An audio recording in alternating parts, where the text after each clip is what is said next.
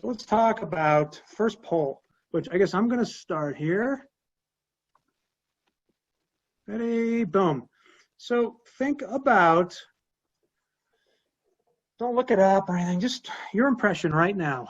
What's your chance of dying if you got COVID for 1,000 people, random chance?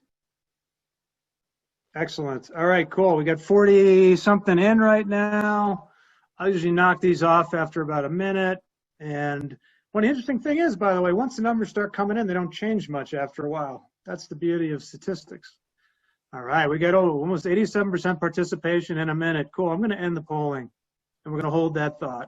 All right, we got a bunch of answers over 1 to 5%, a bunch of answers 0.5%. So it looks like most people are actually under 0.5. I'm about to see some wisdom of the crowd, I think. Cool. So for those of you who took the higher number, this might be what you thought of doing. Certain number of deaths, certain number of cases, and just divide them, 6%. But hold on a second. So who's actually been tested? Has everyone been tested? Or if you remember early on, you had to be sick, and not just sick, but very sick to get tested. And then it kind of expanded out to people who had been exposed by someone who'd been confirmed, and then eventually some volunteers.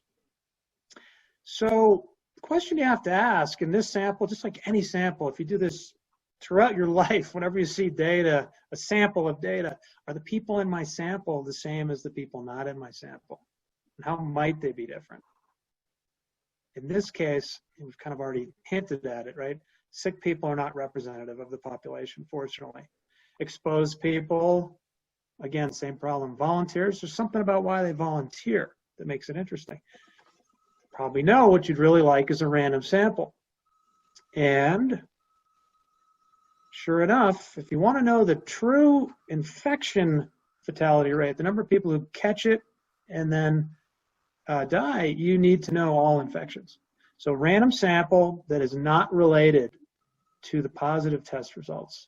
It's an uncorrelated sample. Correlated is a fancy way of saying co-related. Two things that go together, they move together in the same direction. So the test is, have you ever had COVID?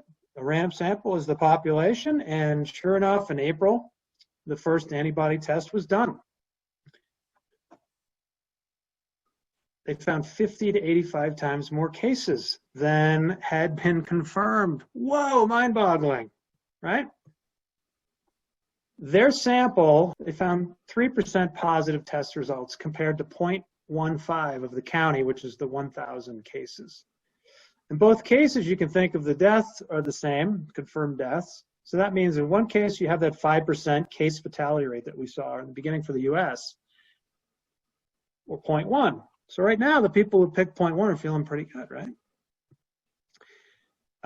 Well, okay, so the bad news is only 3% are infected if that data is good.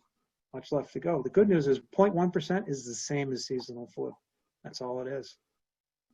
Okay. But hold on a sec.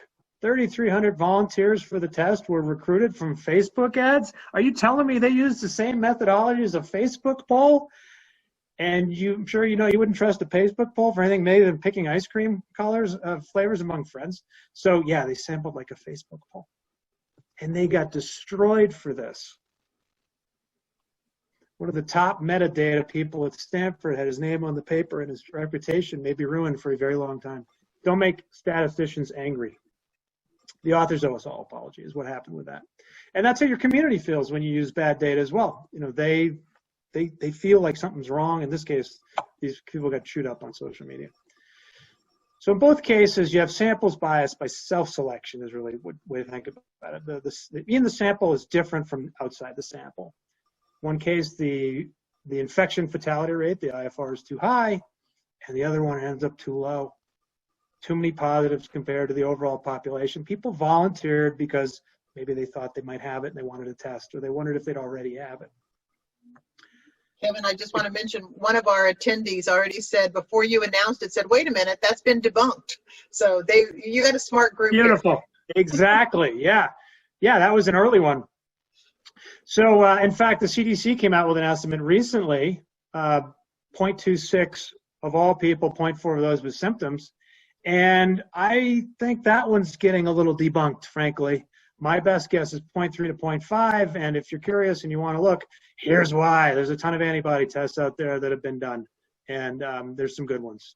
So the answer, best as we can tell, 0.2 to 0.5.